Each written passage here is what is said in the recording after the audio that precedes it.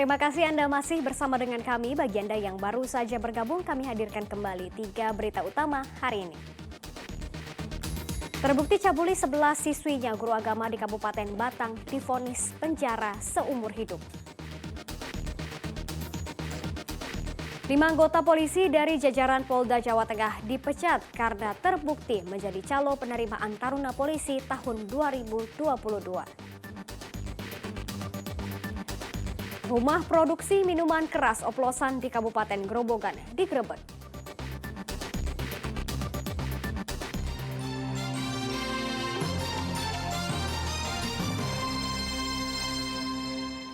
Guru agama yang mencabuli puluhan siswi di bawah umur di Kabupaten Batang dijatuhi vonis seumur hidup.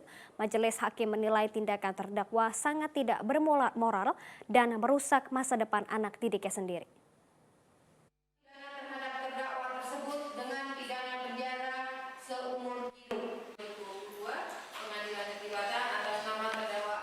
Vonis seumur hidup akhirnya dijatuhkan Pengadilan Negeri Batang kepada guru agama Agus Mulyadi.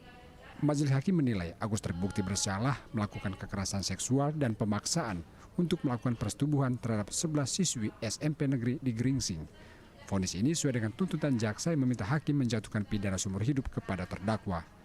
Dalam amar putusan, hakim menilai perbuatan Agus tidak bermoral dan menciderai profesi guru, apalagi dirinya guru agama. Lebih lagi perbuatan cabul dilakukan terdakwa dari kurun waktu 2020 hingga Agustus 2022 di lingkungan sekolah, dari ruang OSIS hingga musala.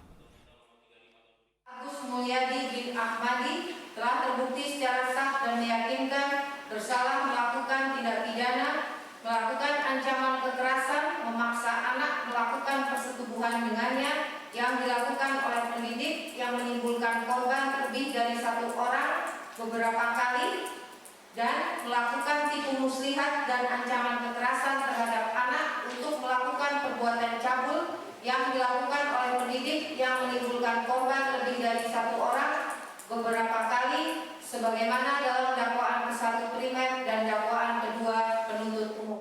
Sidang putusan diikuti terdakwa secara online. Kasus mencuat setelah sejumlah orang tua siswa melaporkan tindakan Agus kepada unit PPA Satreskrim Kepolisian Resor Batang. Kuncoro Wijayanto melaporkan dari Kabupaten Batang.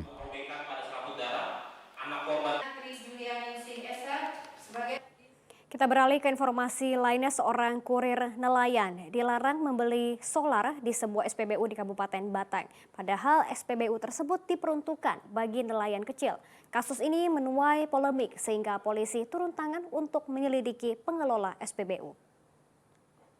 Sudah 3 hari SPBN Cigandu belum bisa. Sebuah video yang beredar di media sosial memperlihatkan pengakuan seorang laki-laki yang tidak diperbolehkan membeli solar di stasiun pengisian bahan bakar untuk nelayan di Pelabuhan Cigandu, Batang. Diketahui perekam video bernama Abdul Aziz, warga Beji, Kecamatan Tulis, Kabupaten Batang. Abdul adalah jasa kurir nelayan untuk belanja solar. Pengakuan Abdul menjadi polemik karena SPBN tersebut sebenarnya diperuntukkan bagi nelayan kecil di Kabupaten Batang. Per hari, kuota solar untuk nelayan di wilayah tersebut sebanyak 2.640 liter untuk 44 kapal kecil. Tadi itu kan kita refleks aja. Jadi kita kan nelayan kan udah 2 hari nggak melaut. Jadi mulai hari Sabtu, Minggu memang nggak ada. Terus dan itu tadi sebenarnya ada solar. Cuma dari pihak SPBN itu kan katanya nggak berani penyaluran gitu loh Pak. Lalu berhubung nelayan kita yang biasa titip kita itu yang nyuruh kita bawakan itu pada nanyain solar, akhirnya kan kita bikin klarifikasi itu seperti itu. Petugas kepolisian dari Satpol Airut dan Sat Intelkam Polres Batang langsung mendatangi lokasi. Kedua belah pihak dipertemukan hingga akhirnya perekam video diperbolehkan untuk membeli solar. Ya sebetulnya tadi hanya miskomunikasi antara nelayan kecil dan pemilik SPBN. Tapi setelah diklarifikasi ternyata sudah bisa dimulai pengecoran dan sudah tidak ada masalah.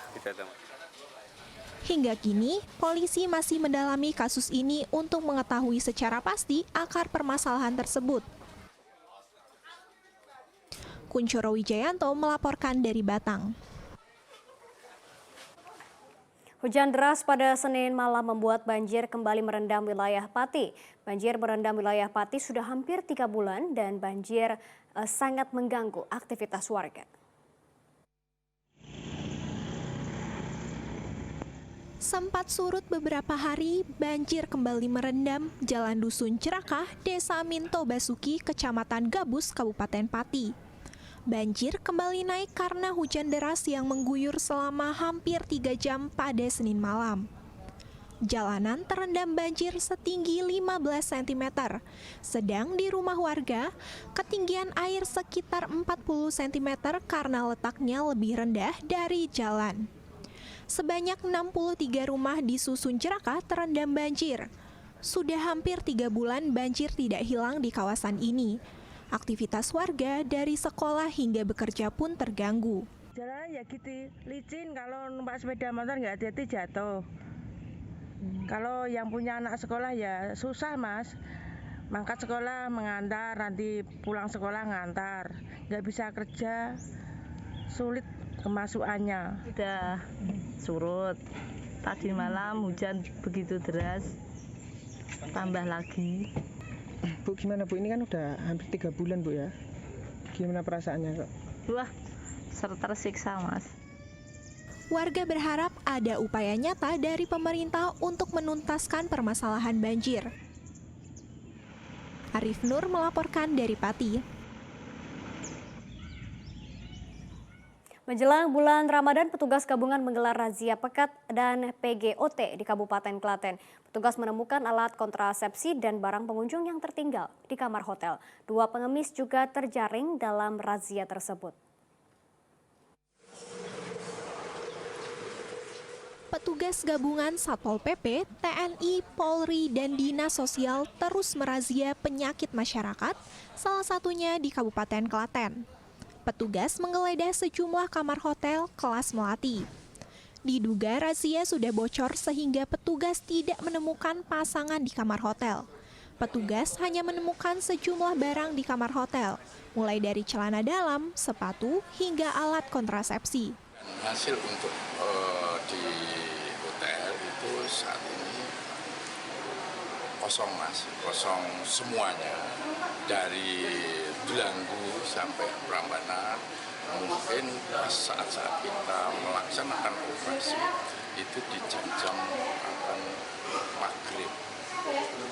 Petugas merazia pengemis dan orang terlantar. Ada 2 pengemis yang terjaring razia. Mereka didata dan diberikan pembinaan oleh Dinas Sosial setempat.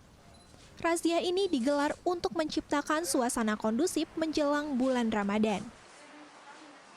Krisna Agung melaporkan dari Kabupaten Klaten.